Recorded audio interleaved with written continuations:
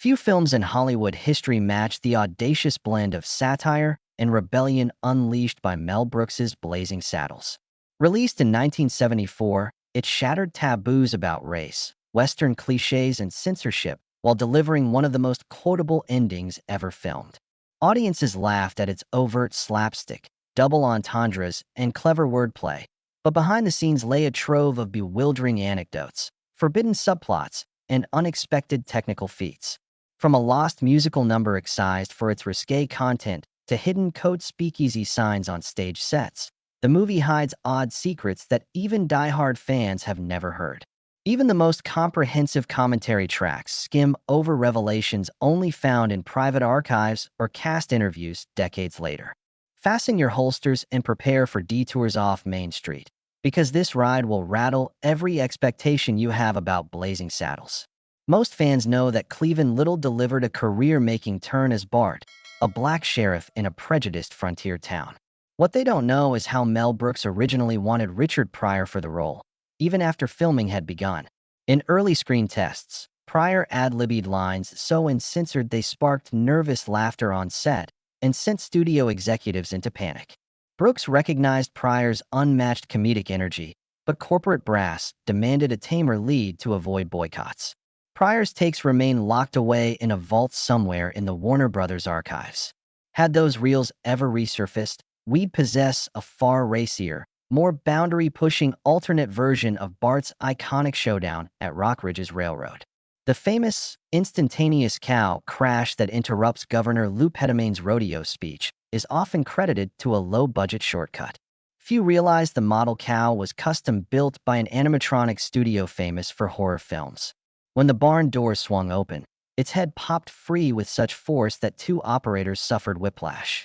Mel Brooks, ever the prankster, insisted the blood splatter effect be practical, coating a dummy hide in real bovine blood for authenticity. The extras' flinches and screams are genuine. They weren't sound-dubbed.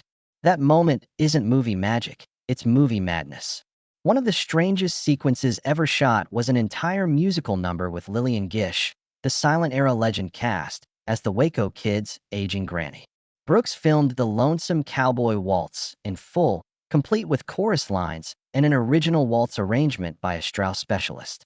Gish's voice, surprisingly strong after decades away from singing, soared over the strings. Test audiences, however, grew restless, grumbling that the song slowed the film's breakneck pace. A studio memo even suggested cutting Gish's character entirely. Brooks compromised by splicing in only a few frames of her dancing silhouette within a saloon party scene. Rumor has it that a black-and-white Rush print still circulates among collectors, complete with her full performance. Deleted scenes uncover an even darker undercurrent to the uproarious comedy. In the original subplot, Hedley Lamarr plotted to flood Rock Ridge's water supply with opium, turning townsfolk into addicts he could control.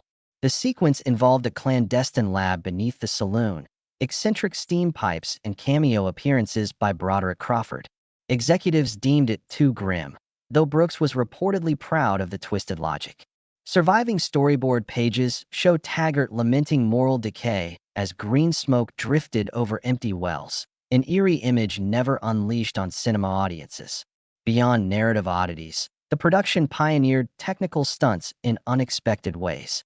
The movie's legendary pace relies on a staggering 843 camera cuts, stitched together in 7 weeks of frenzied editing.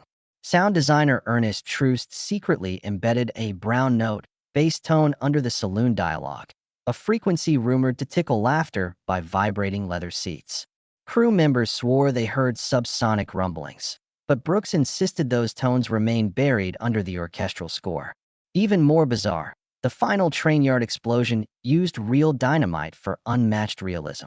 During one take, the blast jolted Patrick McGoohan so forcefully he had to refilm the scene multiple times to steady his breathing.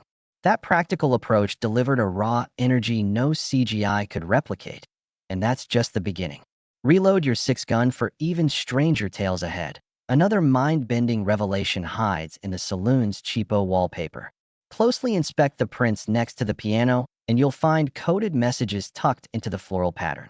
Production designer Ross Bella, a lifelong card shark, slipped cryptic poker tells into the set, a subtle pair of aces tucked behind flowers, a concealed straight flush peeking from the scrollwork. Crew members discovered the Easter egg only after decoding Bella's private sketchbook years later. He'd intended the wallpaper to be a secret nod to high-stakes gambling, a treasure map of card combinations for insiders brave enough to study each repeating motif. Even the stunts carried hidden oddities. The famous chase through the deserted western town relied on a stunt driver who reportedly never saw a rehearsal. Warner Brothers hired a Hollywood car crash specialist named Marty Dawson, whose nickname was earned from one wild carnival descent that demolished 5 Ferris wheels. On the day of the take, he lofted a battered jalopy through 2 swinging saloon doors without a safety harness, trusting in centrifugal force to slow his roll. For authenticity, Brooks insisted no safety net be erected. Instead, padded barrels were planted behind camera crews. The stunt went flawlessly until Dawson spotted a loose plank on the boardwalk, swerved mid-flip to avoid it, and nearly toppled through a window. Cameras didn't catch the near disaster. Marty's feigned composure under fire is what made the scene legendary. Then there's the incongruous line tucked into Cleveland Little's dialogue during the town meeting. Bart calls the townspeople finer folks than the collection of bank robbers and horse thieves were used to. What few realize is that one extra word, the phrase "then the," wasn't scripted. Little spotted Mel Brooks watching from the side, missing a cue, and ad-libbed the correction mid-performance to keep the scene rolling. Editors debated preserving the line, fearing audiences might think Bart insulted horse thieves by placing them above Rockridge citizens. Ultimately, they kept Little's suave patchwork, earning him praise for effortless comedic timing and proving that genuine improvisation sometimes outshines carefully scripted punchlines. On the musical front, composer John Morris recorded 4 different theme variations for the final credits. Only one made the cut. A darker, orchestral rendition featured a cello solo by avant-garde legend Fred Sherry, its mournful notes clashing with the film's giddy conclusion. Brooks loved the intensity, but worried the audience would walk out puzzled by the tonal shift. He buried Sherry's version in a vault tape labeled Spare Ending, a recording so rare that archivists still debate whether it exists in master form. Rumors swirl that a private collector sold a surviving reel at auction in the early 2000s, and whispers persist of secret screenings at underground film clubs playing the alternative credits for diehard fans. Another oddity surfaced in actor Burton Gilliam's costume. His spurs actually rattled Morse code. The sound designer Mario Ricci practiced dozens of transcriptions, embedding the word scoundrel under each bootstep during his barroom exit. When audiences first heard the faint clicking, no one decoded it, until a dedicated Morse historian spotted the pattern and posted it online decades later. Gilliam, proud of the in-joke, still wears the original boots during charity events, offering fans a clue to the hidden message as he walks past microphones at fundraisers. Also tucked into the Trainyard finale was a micro cameo by a then unknown actor who would become a household name. During the explosion, an extra in a black hat can be spotted reading a newspaper beside the tracks.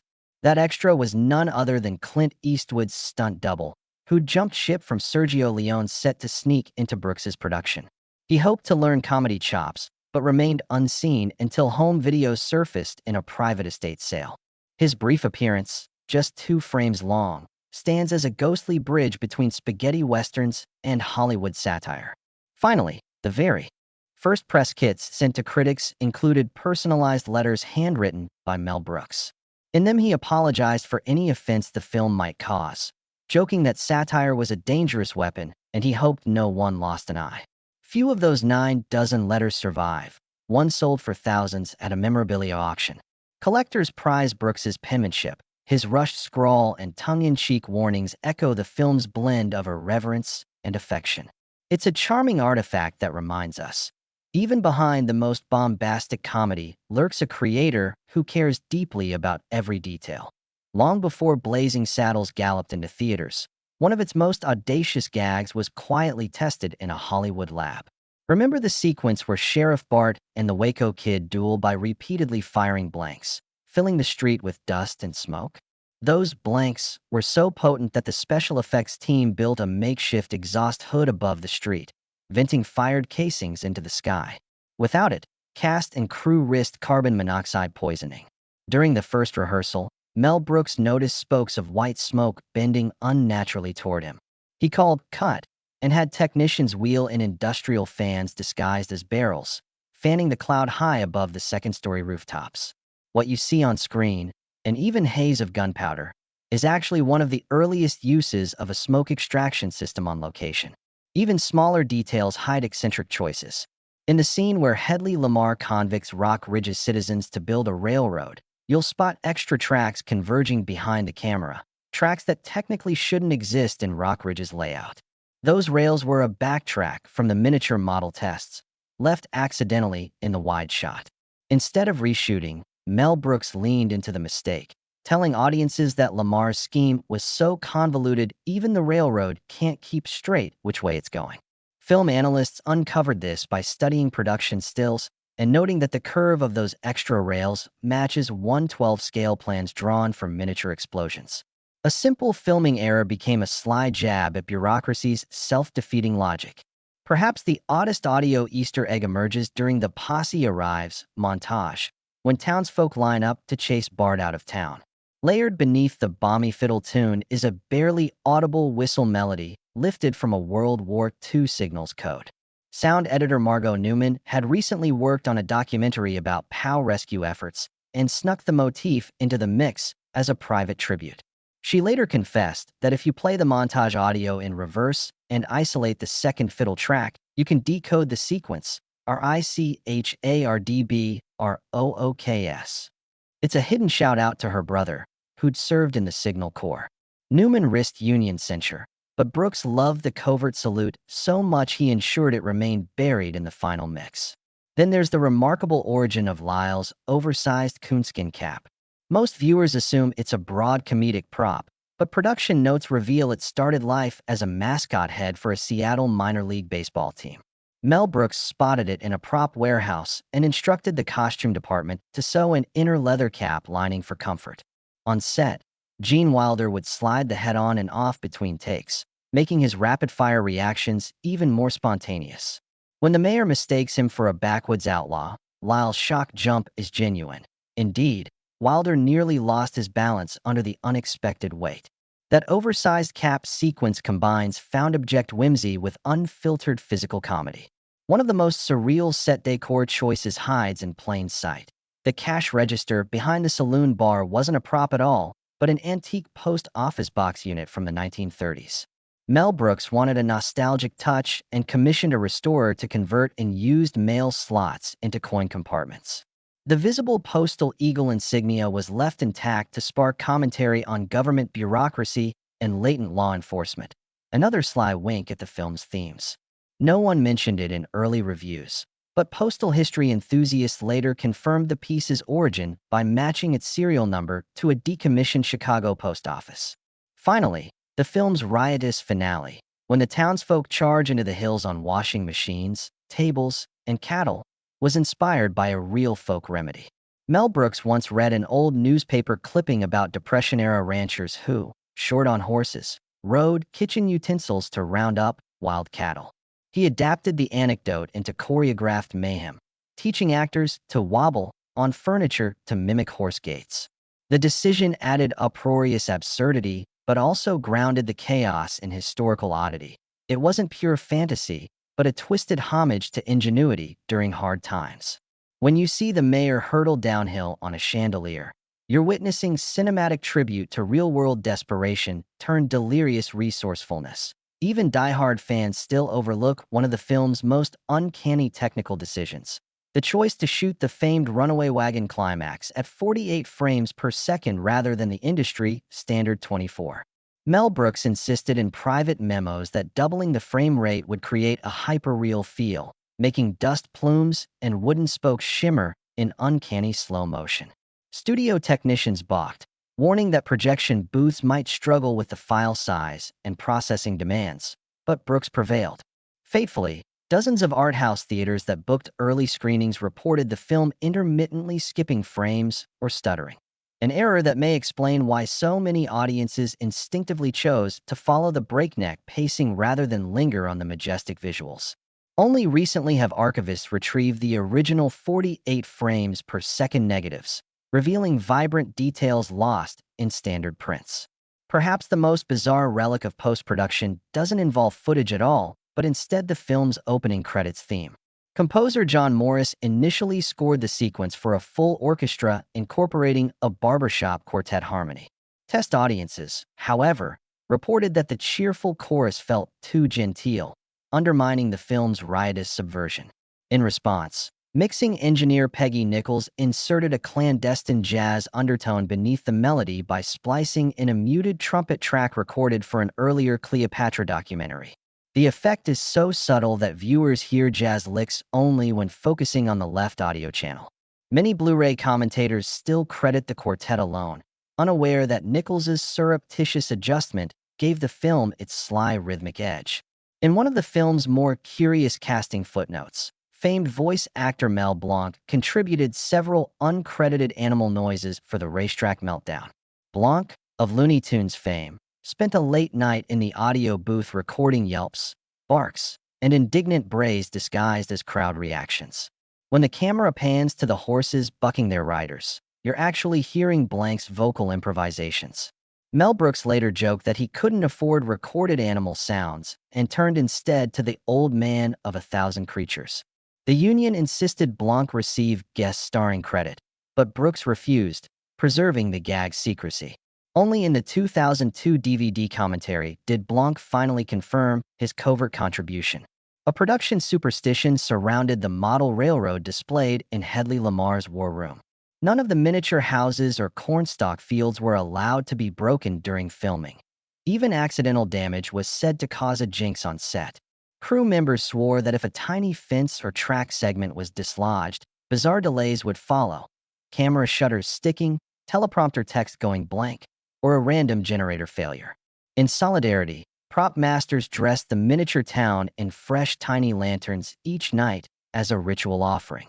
Mel Brooks quietly encouraged the practice, joking about appeasing the railroad gods. When an entire locomotive model toppled before a critical shoot, he stood barefoot on the table, reciting deliberately ludicrous prayers until the crew stopped laughing and resumed filming.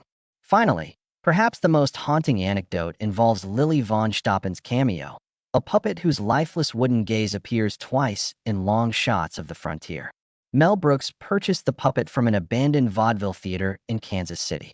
Unbeknownst to many, Brooks claimed he heard faint violin music drifting through his mansion at night following the purchase, though he chalked it up to a loose piano string. During editing, some team members insisted on removing the puppet flicker from early drafts, convinced it unsettled viewers. Brooks refused, embracing the unintended ghostly effect as perfect foreshadowing of Mandrick Cavendish's arrival. Today, fans at late-night screenings swear they see the puppet's head turn slowly from side to side when the credits roll backwards, a spectral wink that cements Blazing Saddles as both bravura comedy and secret cult chiller point. One of the oddest behind-the-scenes revelations involves the film's signature toilet gag, where the sounds of the outhouse row collide with a raucous party. Sound effects legend Gary Rydstrom later confessed that the fart chorus was assembled from dozens of unrelated recordings, including at least one synthesized by accident in a malfunctioning Ampex tape machine. During post-production, Brooks asked the team to accentuate the continuous squeaks, rattles, and whoopee cushion squeals until the soundscape resembled a full brass band gone rogue. Rydstrom's original session logs list animal farts, a startled piglet, mechanical noises, a steam valve, and human performances, 5 different Foley artists. When pressed for confirmation, Brooks grinned and said, "If it stinks, it's right." Another peculiar anecdote centers on the saloon's swinging doors. Mel Brooks insisted they produce a distinctive creak on every swing, but the standard hinges groaned too softly. The prop department scavenged hardware from an abandoned 19th century mill in rural Oregon and shipped the antique hinges overnight. On set, every door squeal carried the genuine friction of century-old iron. Crew members joked the hinge supplier must have been haunted, since every new hinge arrived with cobwebs and an unplaceable whiff of pipe smoke. Those squeals, it turns out, were as old as the frontier legends the film lampoons. Continuity buffs have long marveled at the unblemished makeup during the famous cannoli duel in the saloon. Yet a surviving makeup chart reveals that both Gene Wilder and Slim Pickens endured sweltering hot lamps, some measuring over 250 degrees Fahrenheit, to keep their grease paint pristine under dozens of studio lights. The team alternated swift but strategic sponging every 10 minutes. The extras were instructed to act natural, so Wilder and Pickens refused to stop their performances until they fainted from heat exhaustion. Production records list 5 emergency breaks for cold compresses, but Brooks insisted every sweaty cut remain, or risk losing comedic timing. In a throwaway moment during the saloon dance, an unplanned mishap became an iconic visual. A stagehand's misplaced foot kicked a hanging lantern, sending it swinging wildly over the dancers. Mel Brooks caught the spontaneous wobble on camera and ordered the awkward blur left unedited. He later said it symbolized the film's heart, chaos framed by tradition. That unintentional flicker reappears every time the camera pans left, yet few viewers notice the extra creak, flash of movement, and the low-hanging wire. It's a subtle patchwork of improvisation, expertise, and sheer accident. Perhaps the strangest credit lies in the closing sequence's jubilant finale. The entire cast erupts into improvised dancing, and if you freeze frame at precisely 2 hours, 5 minutes, and 44 seconds, you'll catch an extra, reportedly Mel Brooks's own sister Charlotte, in top hat and tails raising a teacup. She wandered onto the set at the last minute to visit her brother, hopped into costume, and never told a soul until a devoted frame-by-frame enthusiast spotted her silhouette 3 decades later. Brooks teased that she was the secret ingredient to the finale's frenetic energy. On a more technical note, the film's sky vistas were captured using Indiana's own state agricultural drones, machines designed for crop monitoring, borrowed under the pretense of research footage. The high-angle tracking shots of the train and cattle drives resulted from a cooperative deal between Brooks's team and Purdue University. The drone operator, a doctoral candidate in aeronautics, improvised stabilization software that would later influence Hollywood's first generation of aerial cinematography rigs. Because the drones were limited by battery life, each shot lasted only 42 seconds, forcing Brooks to improvise dialogue and action around that tight window. Finally, one uncanny Easter egg involves the train whistle echo. If you listen closely in theaters with surround sound, you'll detect a distant, whisper-soft, yakety sax riff overlaid atop the standard steam calliope. Composer John Morris denied adding any viola solos in that moment, and Brooks refused to comment. Sound editor Margot Newman admitted in a private interview that she layered the snippet for her amusement, but insisted it remained inaudible to most unless isolated with a spectral analyzer. For the few who detect it, the sudden barbershop-style saxophone quote shatters expectations and underlines the film's eternal blending of past and present. That a secret audition tape exists featuring uncredited comedy legend Sid Caesar roaming the Rock Ridge set after hours. Caesar visited Mel Brooks's Hunter during principal photography and improvised a routine mimicking drunk tumbleweeds rolling across the stage. Brooks loved Caesar's off-camera riffs so much he edited in a few seconds of Caesar's laughter echoing in empty alleys. That cameo remains buried in the official cut, only audible if you dial up the audio track 3 decibels above standard levels. An international oddity occurred when Japanese censors briefly banned the film's release in Tokyo. A translation error turned Bart's proclamation, "their ulcers," into "their warriors," leading to confusion that the movie glorified feudal conflict rather than lampooning bigotry. Japanese distributors stopped prints long enough for dialogue cards to be retranslated. Those original misprinted subtitles have fetched hundreds at auction, prized by collectors as artifacts of translation gone hilariously wrong. Meanwhile, an abandoned early script leak included a joking subplot about a runaway tumbleweed storm threatening the town. In Brooks's draft, the cotton swirls collided with electric fences wired to tofu factories, releasing pungent steam and prompting Lyle's coonskin hat to ignite. Production costs shelved that meltdown. Yet fragments of the scenario survive in Margot Newman's sound reels. Whispers of sizzle and faint chords of an unused Philip Glass arrangement hint at the absurd sequence. A surviving publicity stunt involved wiring antique telegraph records into cinema lobbies. Selected theaters in Kansas mailed ticket holders a metal key stamped with RS for Rock Ridge. At showtime, Ushers placed the keys into repurposed telegraphs beside the screen, sending silent code messages that triggered faint lantern sounds in the speakers. Surprised audiences heard creaking doors as if the saloon existed in their own town. That immersive prank was canceled after complaints it disrupted feature lengths. Adding to the lore, the original mixing board used in the score's recording inadvertently recorded Brooks's candid outtakes. Engineer Leon Dubinsky often left the master reel rolling between takes. Decades later, snippets of Brooks muttering curses about missing cymbal hits were discovered spliced into the overture master. Fans circulated bootlegs titled Brooks Unfiltered, a bizarre behind-the-scenes glimpse at the director's comedy workshop spilled into the final soundtrack by accident. One of the spine-tingling legends involves the set's midday haunting. Crew call sheets note, equipment checks, every Friday at precisely 3:17 p.m. A grip reported seeing a Lone Ranger style masked figure drifting past the saloon doors, then vanishing in a puff of dust. Others heard kids' laughter where no children were filming. Brooks jokingly blamed the ghost of silent-era star Roscoe "Fatty" Arbuckle. Though recorded only in production diaries, the stories persist as unverified spine chillers among late-night London fans. Perhaps the oddest discovery emerged in a misplaced emergency meeting transcript. Studio heads feared reaction to Bart's climactic sandstorm chase. Transcribers recorded an executive insisting the film needs more moralizing dialogue about tolerance. Brooks refused, retorting, "If you want sermons, go to church, not the OK Corral." That bold stand appears in no public documents. Yet the verbatim exchange was published in a defunct trade paper's 1974 leak.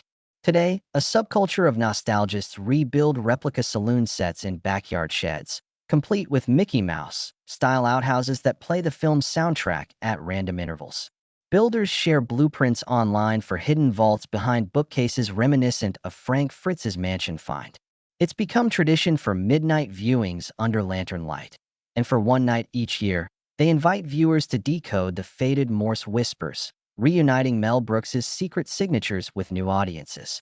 As an enduring tribute to its renegade spirit, Paramount once proposed a theme park ride based on the film. The concept featured a rocking stagecoach, animatronic tumbleweeds, and licensed miniature souvenirs 6 guns for riders.